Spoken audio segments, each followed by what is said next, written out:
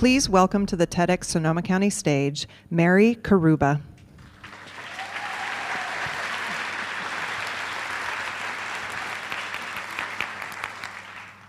My father died 3 weeks ago, and he would have loved this. He wouldn't have gotten it necessarily, but he would have loved it. He admired the things I did, even when he didn't get them.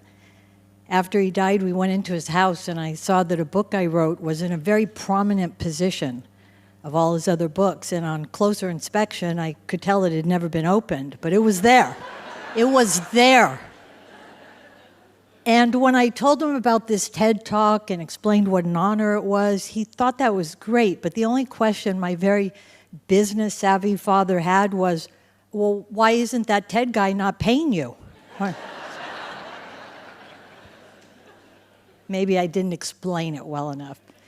But I'm very grateful to my father and my mother for the wonderful cultural perspective that they gave me growing up, because my father was Arabic from the Middle East, and my mother's family was Irish Catholic from Ireland.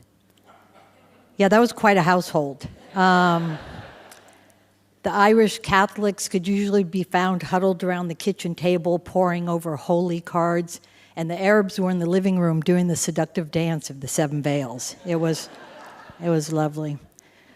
But you know, at the time my father died, I had nothing but love for him. Nothing but love. And that's an extraordinary statement, if you know our story. For reasons far too complex to go into here, suffice to say that for half my life, because of my conflicted feelings, I thought resolution of that relationship would never be possible.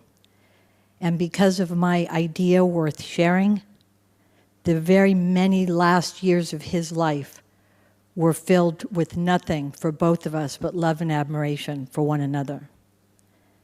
And so I'm going to share with you my idea worth sharing. I have to get to it because I only have 12 minutes, and the last thing I did in only 12 minutes was leave a long voicemail message. So, and I had to do it in 3 parts. Hi, Annie. My sister, my poor sister. So I'm going to get right to it. In order to share my idea, I want to tell you a story of 2 extremely different perspectives.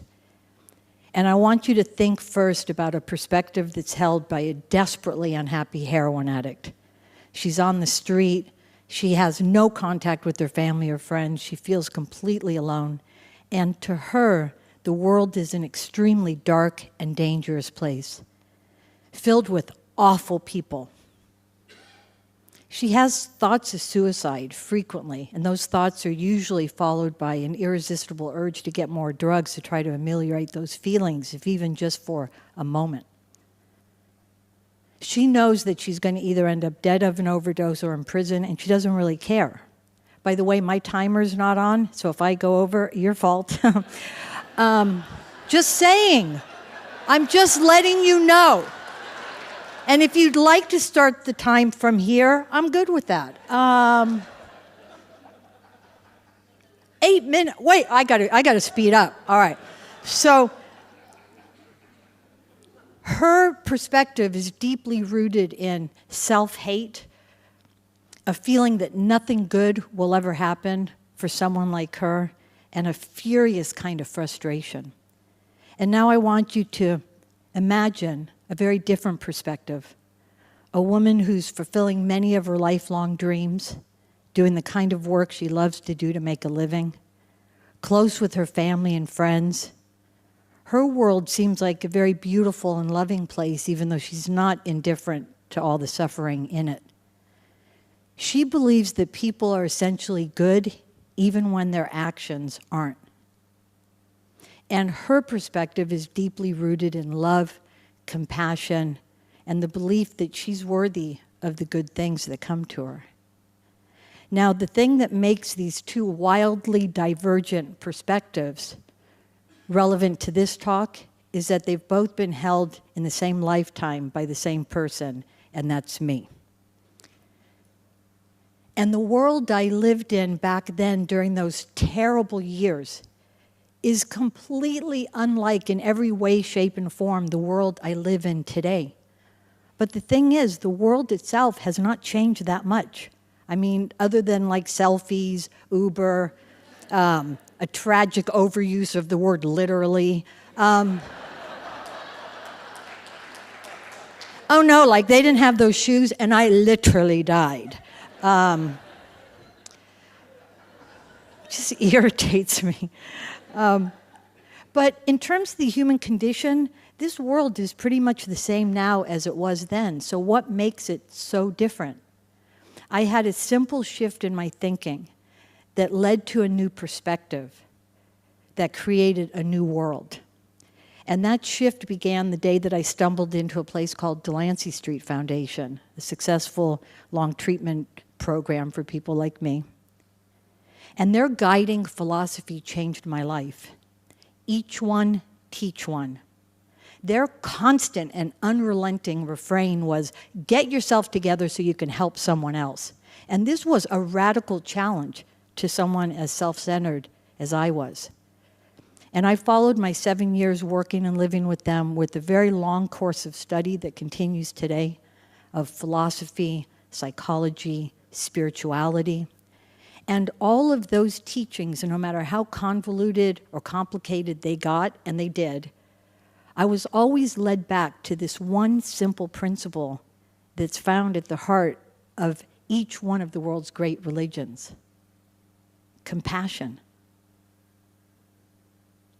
And it seemed so simple. Oh my gosh, I thought I had landed on the answer. Treat others as you would want to be treated. All righty then, I'm going to do that. No. It was extremely difficult because of my old ways of thinking, my old ways of responding, my old ways of being triggered. Anything could throw me off. I believed, yes, I believed everything that I was learning, but I could not translate those beliefs into right action. Anything could throw me off. A rude driver. One time, when I was like 10 years into making this change, I'm driving down the freeway. A driver did something really rude and aggressive to me, and I did not look upon him with love and compassion and forgiveness as my teachings advised. No, there was no namaste in my game, all right? None. I sped in front of him, and I drove like an insane person to get to the Golden Gate Bridge before he did. And then I told the toll booth operator, there's a guy back there. I gave a description of his car and him. He's driving really dangerously. I think he's drunk. I knew he wasn't. And he is purposely trying to hit other cars. I lied. And then I pulled on the other side of the bridge, and I just watched gleefully as every toll booth shut the lane, the traffic started backing up, and the police pulled him out of his car. And I just went happily on my way, giving no thought to the hundreds of commuters I just inconvenienced. I just went on my way, probably on my way to a meditation group.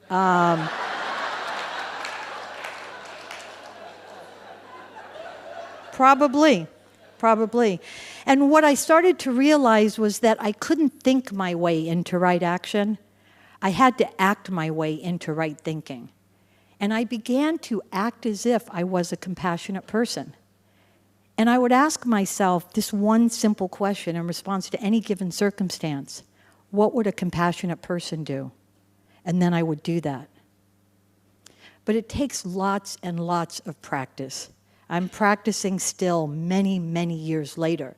Like, one of the things I learned then was when I'm in self-pity or anxious or depressed, get up and do something, anything. Go help someone else. Go do something.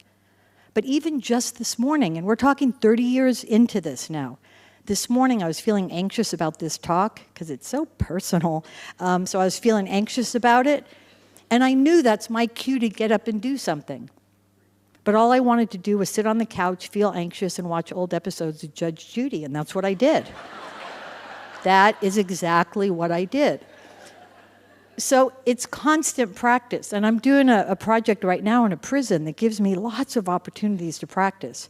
Because every day I walk through those prison gates, I'm met with this unbelievable wall of anger and hostility and suspicion. And that's just the correctional officers, all right? And I just keep practicing, bringing my focus back to compassion and loving kindness, albeit extremely tough loving kindness, but loving kindness nonetheless. 5 years ago, I was suffering more deeply and in more pain than I've ever been. I was dying of liver failure. And I was fortunate enough to receive a liver transplant. And my life was saved by a 14-year-old boy who died in a car accident. And after the transplant, I could not come up with a thank you big enough for his parents. I couldn't come up with it. How do you thank someone who made the decision to donate their son's organs and save your life on the worst day of their life? I couldn't come up with it. Or the 100 friends and family members that did everything for me during that time. Cooking meals, walking my dog, cleaning the house, taking me to doctor's appointments. It was too big. So I made a decision to perform 100 acts of kindness as a way to express my gratitude. And performing those acts drove home to me the truth that a life lived only for oneself is not a life worth living. So what am I saying, Teddies? May I call you Teddies? Feel like I should, since you know so much about me now. What I'm saying is that one small act of kindness can lead to a shift in your thinking, that can lead to a new perspective, that can change your life. And if you do one act after another, those moments can string together. And if you do it, it can change your world. If I do it, it can change my world. And if we all do it, it can change the world. Thank you so much.